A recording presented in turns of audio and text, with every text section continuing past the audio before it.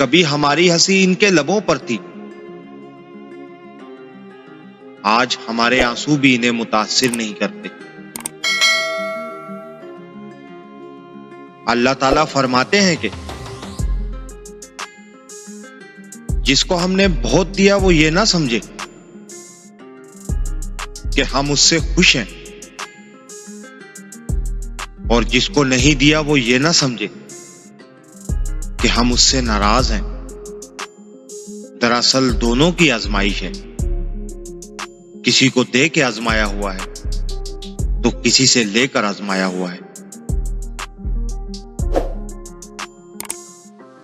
अपनों से तवक्का रखी यही हमारी सबसे बड़ी गलती थी, क्योंकि इनके पास देने को कुछ ना था सिवाय जख्मों के।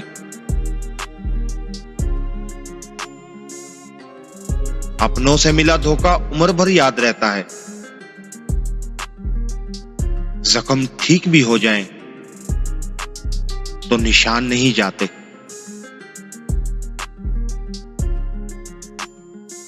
अपनों की बेवफाई ने हमें दुनियादार बना दिया, वरना तो हम हर रिश्ते को इबादत समझते थे।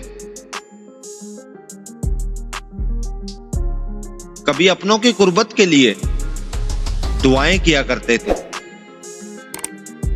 आज हम उन्हीं से बचने की दुआएं करते हैं।